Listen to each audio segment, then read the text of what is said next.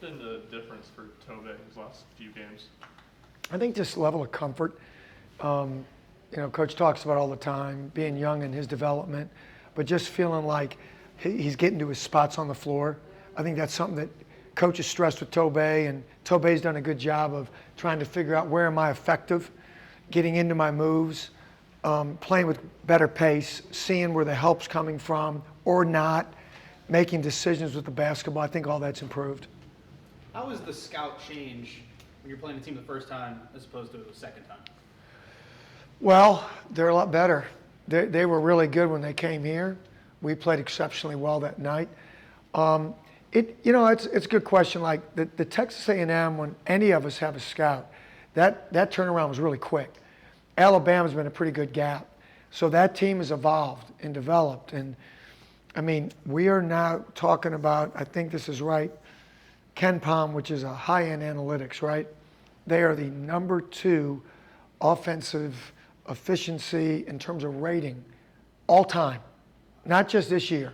So what they've done is to be noted, to be respected. Offensively, this is an elite team, not just this year, but maybe over the last 20 years of college basketball. How do you guys take the success you had defensively at home on the road against that kind of team? Yeah, that's always the key. Like, does defense travel? We think it does. But obviously the energy you get playing in Thompson-Boling Arena, Food City Center, is tremendous. You guys saw it, the roar of the crowd down the stretch in the last game was big time. The crowd here just would not allow us to lose that game. And we'll just have to bow up. That will be, I'm sure, a very vibrant, hostile environment. I lived it there 9 years, these type of games. They're what you kind of come here for, go there for, playing the SEC for. So we're going to have to bow up and play like a group of grown men.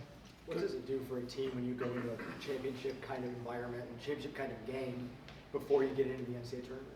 I think it's, you embrace it as a great opportunity to see what, where you are from a mentality standpoint, where you are from a maturity standpoint. How are you going to deal with it? How are you going to deal with the runs and the ebbs and flow of a game like this where there is a lot on the line, even though we know that there's 2 other tough games coming up.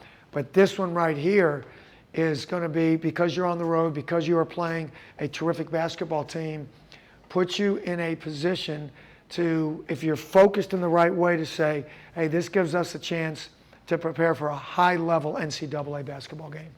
Coach, because of Dalton, how much better equipped do you feel like this team, and probably not just because of Dalton, but just overall offensively, how much better equipped do you feel like this team is heading into March? You just won a game the other night, you had to score 90.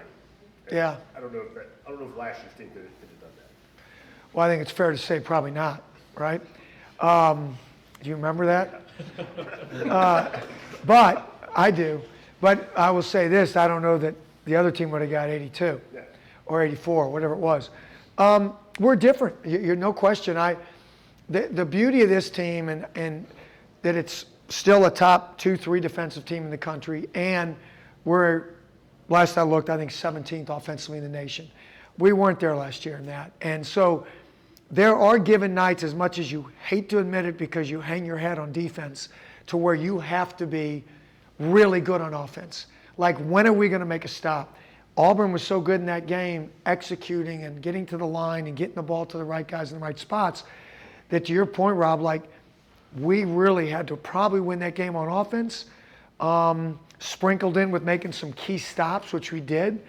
And but no, we're much more equipped this year on a given night to go out there and possibly win a game on offense. What's your mindset as a coach going into this type of game, a rematch? You mentioned the length in between, but also that was one of their worst days of the season for them.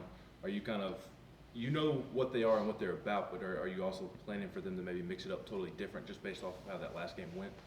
I think, their concepts, and we talked about this in philosophy, the way they play is off of NBA analytics, and their schemes are terrific. What they do, how they do it, their timing, their spacing makes them uniquely difficult, and the players they've recruited. So none of that works without really good players, and then if you have really good players, none of it works without what I just said, right? The former. So for us, it's going to be a great challenge. I think Coach Oates said this here, we did a good job of staying out of rotation. So if you said a couple things we got to do our very best. It's not going to happen all night. You're not shutting them out. They're on a prolific scoring, what they've done here in the SEC. But as much as we can do a great job guarding the basketball and then not give them, I think right now they're all the way up to the 5th best offensive rebounding team in the country. That's a nasty combination to work with, right, to defend. So we've got our work cut out for us, but I think if we can manage those two things, we'll at least give ourselves a chance to be in the game down the stretch. You referenced the offense and defensive efficiency ratings you guys have. How have you been able to maintain that high defensive rating while scoring at such a different clip? You'd have to talk to Luke Shapker on that and Ken Palm. I think they go off of, obviously it's possessions. There were a lot of possessions in the Auburn game. So you're right. I mean, the more possessions, it's based on steals. It's based on a whole bunch of different items that they put into the batter, right, to bake the cake. And I think just, being able to get steals, get deflections, make key stops, have a mindset, of what we want to get done, how we're going to get it done based on the opponent we're playing has probably helped us as much. And our guys do a good job of paying attention to the scout. We'd have liked it to have been a little better the other night. But, again, you look at the Auburn team, man, that is a big, physical, mature, well-coached basketball team. Coach, how much comfort is it to have an old group of guys at this time of year? You just won a huge game Wednesday. You got to come back in and refocus immediately. How much easier is it to do that with a bunch of veterans like you have? Yeah, it's easier. It's not easy, but it's easier because those guys not only can take your scouting report and think it through. I mean, there's times when Josiah or Santi or Shaq, who you just had here, will actually enlighten me on what we can do defensively, right? Like, I'm going to go down in a minute. Those guys are really smart. I mean, really smart. So, and not just them. I mean, there's a group of guys in there asking great questions that have learned from the older guys. But if you look at Alabama, you look at Auburn, we're talking about well-aged teams, very mature, right? So taking on a short turnaround or preparation, that you have 2 days, 1 day, really, because we didn't go yesterday. We went through video. Having a bunch of young guys, and I think that's where Kentucky gets way too much grief for what Cal's doing. That's hard, man. When you're playing with a lot of young guys and trying to flip it around and get good defensively, easier to be good on offense, I think. But with these older teams, I think you give yourself a chance. What are the conversations like as a game unfolds and evolves for a coach? Because last year against Auburn, it's in the 50s and the 40s. This year against Auburn, it's in the 90s and the 80s. The scouting report is one thing, but as the game evolves, what are those conversations like for you coaches?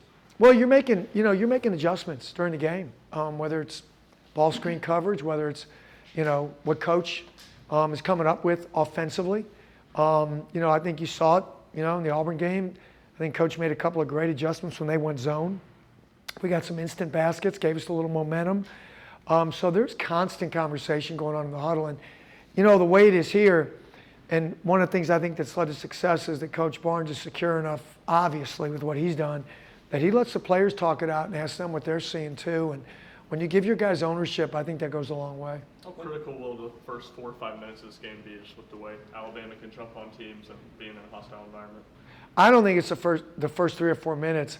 I think it's all those 4-minute segments. I mean, you're talking about a team, and not that you guys are boring me, but we got film at 1:30, that came back from 16 down to Georgia. I'm watching the first half in the locker room the other night, and I think Ole Miss has them 37-23.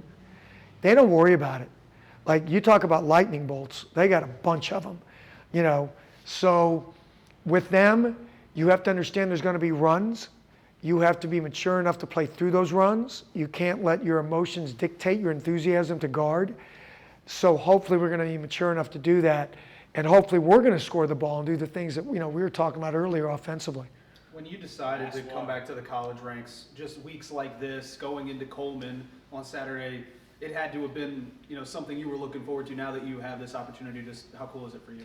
Well, other than being called a traitor by most of the people that I know that are still there, like, how could you do that, right? As I always say, it's been a privilege to be here. It's always fun for me to go back there. I make my home in Birmingham, Alabama. So to see old fans, friendly faces, get a little gig, but it's really, as Coach say, it's never about, what my experience was there. That's in the rearview mirror. It's now what we can do with this group, and our job as assistant coaches is to give our guys the best opportunity to win, because they're going to maximize their effort. We need to do the same in how we prepare. Thanks, everyone. Okay? All right, guys, thank you.